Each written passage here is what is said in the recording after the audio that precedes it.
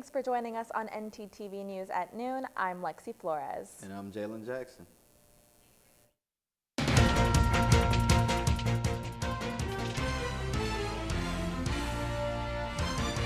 The jury selection for Minneapolis police officer Derek Chauvin has been put on hold.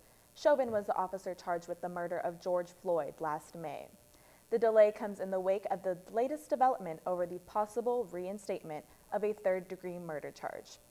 During the pre-trial hearing, Chauvin's defense attorney on Monday said they would appeal the appellate court's decision on the third-degree charge. In response, prosecutors asked Judge Peter K. Hill to delay the start of the trial until the appeals process is complete. After many months of discussion, along with the transition of presidents, people in this country are finally about to receive another stimulus check. CNN's John Lorick has the story. President Joe Biden says the American Rescue Plan will help the U.S. rebound from the COVID-19 pandemic. Everything in this package is designed to relieve the suffering and to meet the most urgent needs of the nation and put us in a better position to prevail. The bill had no support from Republicans in the Senate. When people find out what's in this bill, they're going to lose a lot of any enthusiasm they may have for it right now, because this was not really about coronavirus in terms of the spending. This was a liberal wish list of liberal spending. On Tuesday, the House of Representatives votes on whether to approve the Senate's changes to the bill, including the removal of a provision that called for raising the minimum wage to $15 per hour. The conversation is going to turn to how we tackle the minimum wage, and the president is looking forward to working with Congress to determine the best way to do it. If the bill passes through the House, it then goes to the president, who will sign it into law with little to no backing from the GOP. This is the most progressive piece of domestic legislation in a generation. This was never about getting people back to work or kids back to school or the disease behind us. That's where it should have been focused. I'm John Lawrence reporting.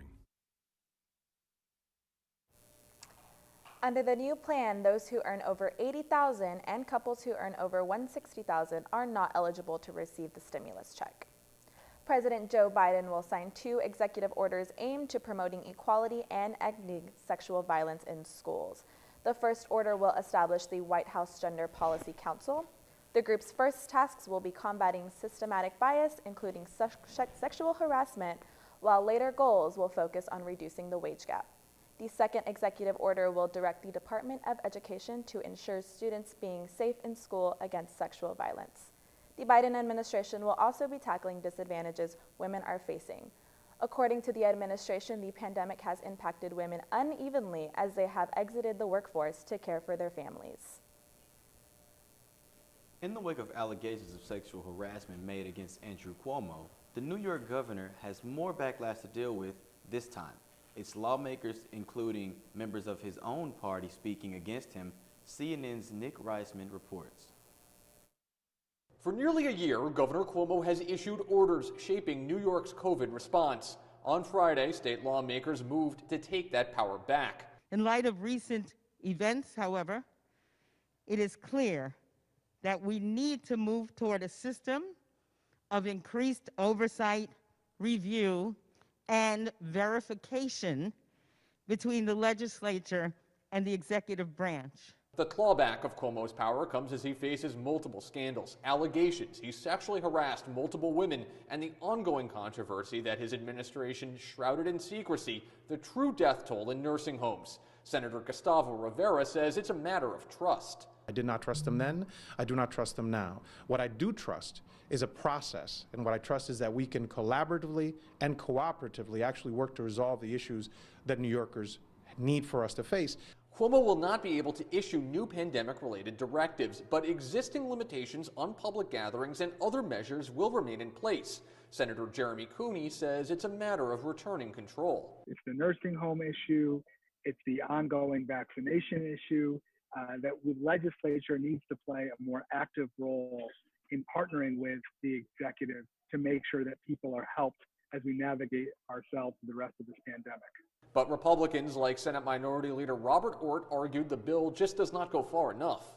What possible new directives could he issue that already isn't governing every aspect of our lives. The allegations and controversy swirling around Cuomo has led to a steep decline in his approval among voters and how they judge his handling of the pandemic. Quinnipiac University polling analyst Mary Snow says the long-term trend does not look good for the governor. There are some warning signs here in this poll. Nearly 6 in 10 of registered voters say they're not satisfied with Governor Cuomo's explanation and his apology. Cuomo claims he had a role in crafting the legislation. A top state Democrat denies that. It has been a beautiful morning, and I wonder if this nice weather is here to stay. I was thinking the same thing. Now let's take a look at our current weather conditions with Alyssa Weems. Alyssa? Well, luckily for y'all, it is going to be warm these next few days. But right now, looking at our current conditions right now, it is 62 degrees. But as I mentioned later, it will get warmer throughout the week. But right now, looking at tonight's conditions, it will drop down to, I want to say, the mid-50s. Hopefully, it will change. There it is. It's going to get down to 54 degrees with a, it will feel like 50 because the 10-mile-per-hour wind speed. But right now, looking at tomorrow's conditions, it will get high up to 73 degrees, but it will feel like 65 because of that 15-mile-per-hour speed limit. Wind speed, I'm sorry about that. But stay tuned later on in the forecast for the full 7-day forecast. Back to y'all at the desk. Thanks, Alyssa. Today is National Women's Day.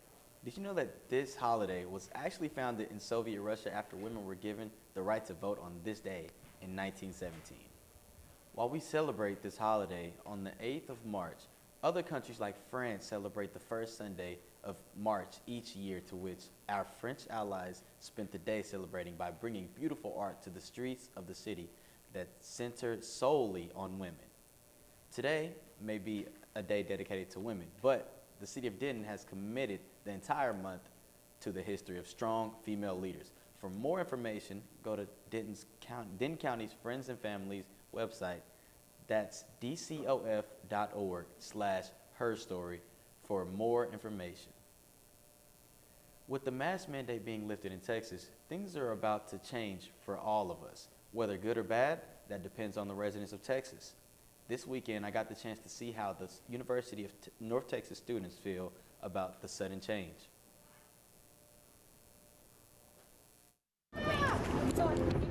The March Sunday was a silent one.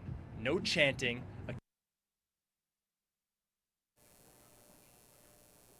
Based on the answers given from the students, many people aren't thrilled at the fact that people don't have to wear masks anymore. And that's it. And that it should be a while until the masks are able to come off. As we advance through the pandemic, we'll just have to see where our leadership guides us. With Governor Greg Abbott lifting the mask mandate this Wednesday, many school districts have already decided to make changes that apply to their students and faculty. School boards have been given the option to continue enforcing masks for students or to allow face coverings to be removed. Many districts such as Fort Worth and Denton have publicly stated that they will continue to enforce masks for their students. Later on, we will update you on UNT's fall semester plans. And a Colorado party could lead to students facing criminal charges.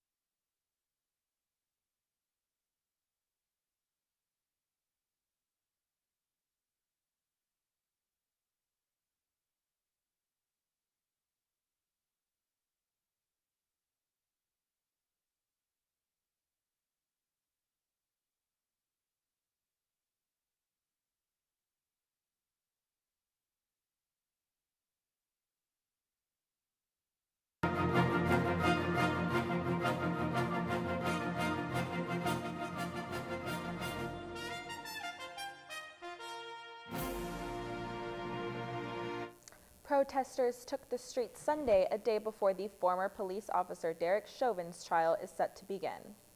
The march Sunday was a silent one. No chanting, a casket at the front with a pallbearer carrying George Floyd's picture. Activists and seasoned protesters 4 protests in the last, since Thursday, I think. Were joined by families with children. They're homeschooled, and unfortunately this is part of what we have to teach them. Akochi Aguwamda says he's teaching his 4 girls about right and wrong, bringing them out here, working for a safer world for them. He says they're cute now, but he fears they'll one day be viewed as dangerous because of the color of their skin. The best thing for everyone is for everyone to be held accountable equally. The silent march paused for the crowd to sit in an intersection, silently listening to a roll call of people killed by Minnesota police in the last 20 years. This is why we are here today. Not just to mourn the dead, but to fight like hell for the living. At the same time as the march, a group of clergy from several churches held space, praying together for peace and justice. The diversity of the protesters encouraged some of them the day before jury selection. There is a hope and a peace in the midst of the tension.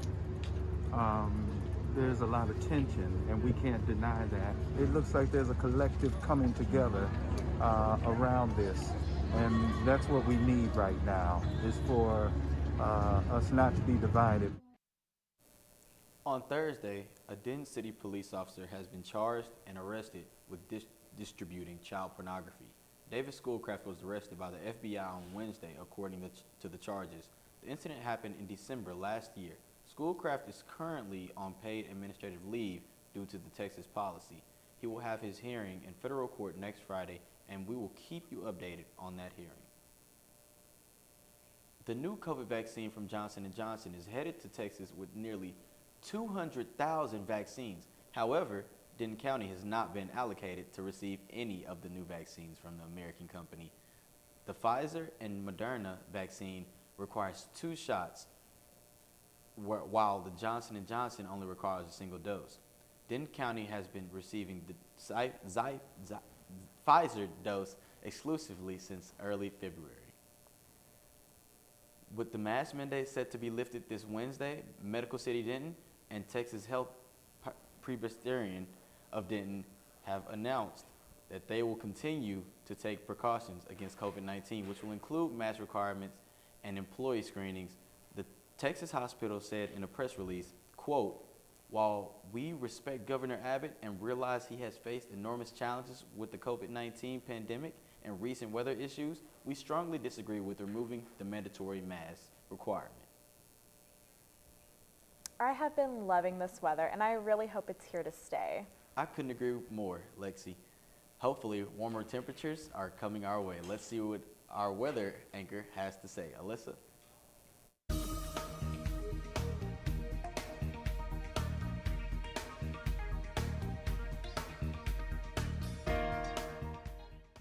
Well, Jen, Lexi, it will get warmer these next 2 days. I am really excited about it. But right now, let's look at our temperatures across the Metroplex right now.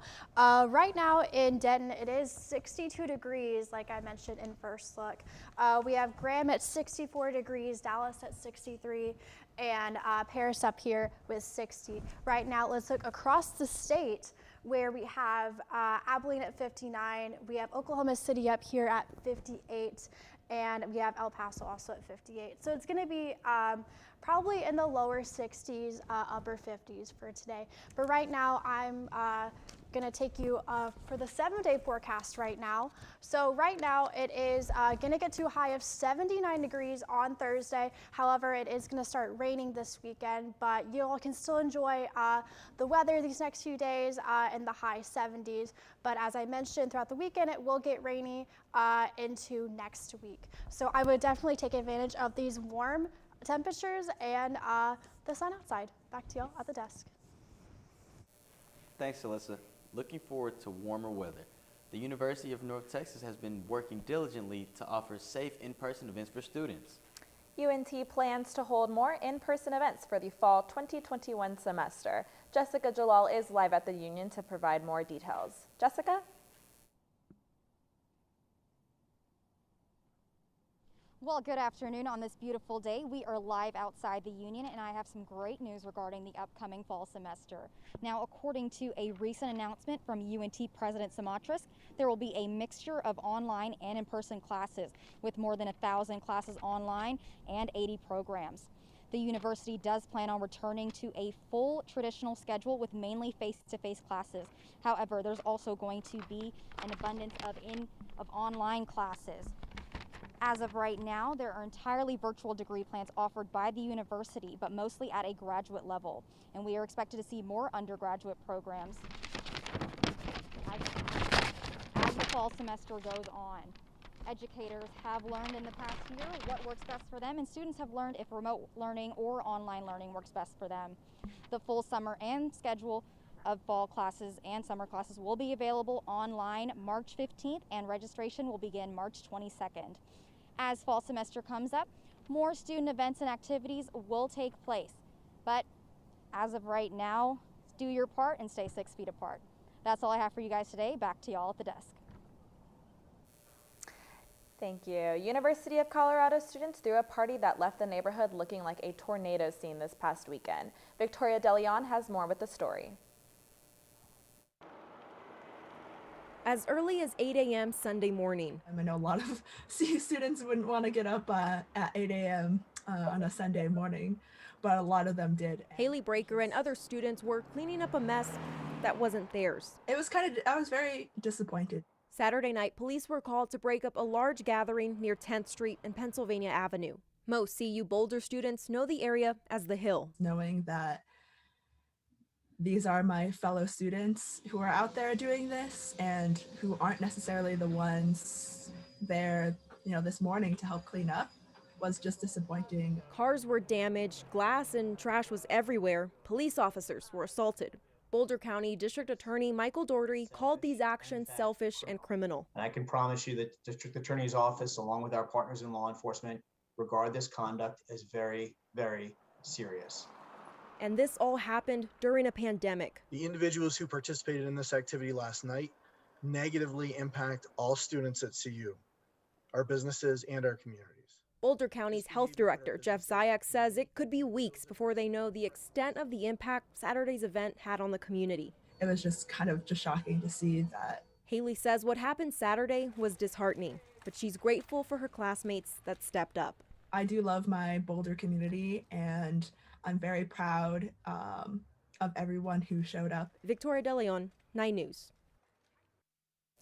When we come back, we will update you on the true cost of last month's winter storm.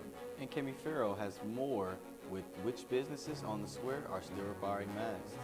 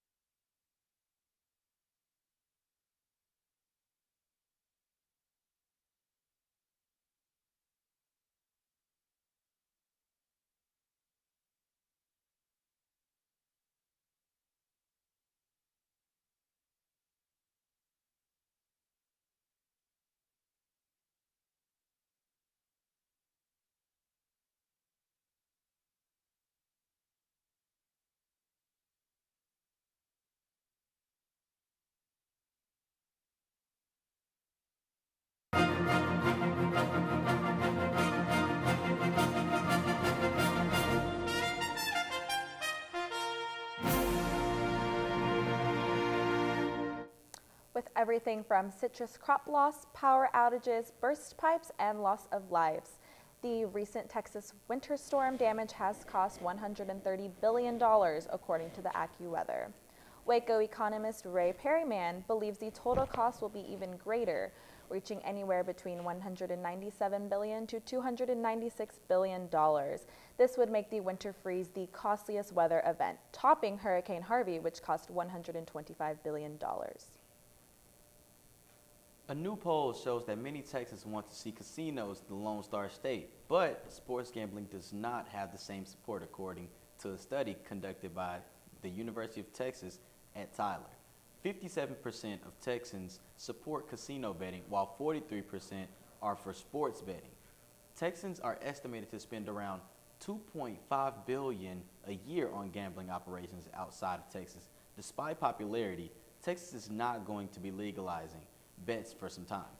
The Texas Constitution bans gambling, and it would require 2 bills to be passed in order to legalize gambling. I have spent some time at the casinos in Louisiana. Personally, I'm a fan of the lazy river, but I know the state's economy benefits from the legal betting. Well, I know the city of Denton's economy has taken a blow due to the pandemic, but the lifting of the mask mandate will change how some businesses operate. Cami Farrell has the update on today's Your Health segment.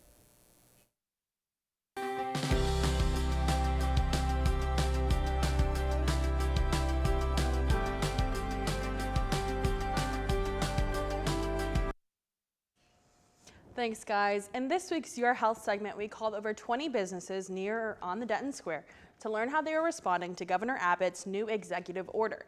Under this executive order, the mask mandate for the state of Texas will be lifted. Denton County Judge Andy Eads has said that he plans to move forward with the governor's recommendations. Our first list includes businesses that will continue to request that their patrons wear masks. The list includes Cartwright's, Beth Marie's, LSA Burger, Atomic Candy, Jupiter House, Recycled Books, J&J's Pizza, Thai Square, Mellow Mushroom, Campus Theater, Studio 116, and Denton Barber Company. Our second list includes businesses that were unable to answer our call at the time or have not yet decided on their masking policy. These businesses are Painting with a Twist, Dark Age Tattoo, West Oak Coffee Bar, Barley and Board, More Fun Comics and Games, Palm Tree Boutique, and Dick's Coney Island. We hope to update you on the masking status of some of these businesses this evening on our evening news show. Tune back in at 6 to learn more. Back to you guys at the desk. Thanks, Cami. You know, Jalen, I do love watching a good basketball game. Yeah, I love when Dame Lillard hits a deep three for a game winner. Our sports anchor, Joshua Price, has more details. Right, Josh? That's right, Lexi. Find out how some of your favorite NBA players did last night in the All-Star game after the break.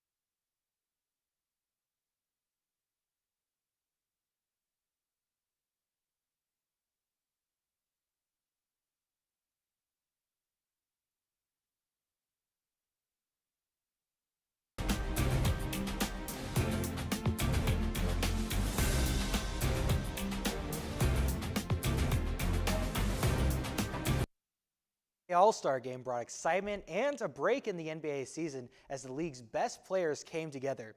It started with the skills competition where Indiana Pacers power forward Domantas Sabonis took home the prize. The excitement continued to the dunk contest as Portland Trailblazer Anthony Simons brought the slam with his mini hoop dunk, winning the event. Then the quest to see who's the best shooter in the NBA took place with a three-point contest as Stephen Curry dominated the competition. Curry dedicated the win to his injured teammate Klay Thompson. Then it was time for the main event as Team LeBron dominated Team Durant, winning all 4 quarters. Giannis took home MVP honors after putting up 35 points while also going 16 for 16 shooting, breaking the previous record for most makes without a miss in the All-Star game. The league will start back up with games on Wednesday, March 10th. The 2021 CUSA Championship Tournament kicks off on Tuesday. All games will be played at the Ford Center in Frisco, and this year will be different as every team will play in the tournament. This is the first time since 2014 that more than 12 schools will participate. UNT will play on Wednesday, but they still await their opponent, which will be the winner of Middle Tennessee or Florida International University. That game will be on Tuesday at 7:30 p.m. The Dallas Stars are trying to start a win streak as they face Nashville at home on the second night of a back-to-back. The night didn't start off well as the Stars allowed 2 goals in the first period and then another in the second.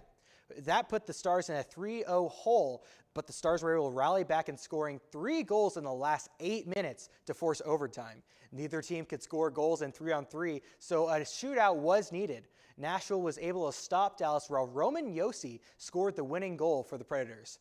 The Stars fall to 7-8 on the season, and they look to improve against the Chicago Blackhawks on Tuesday. Thanks, Joshua. You know, I really do love watching our Mean Green basketball team, and I'm really excited to see how they do this weekend. I feel like they'll do absolutely amazing. Thanks for watching ntTV News at Noon. Join us again tonight at 6 here on North Texas Television.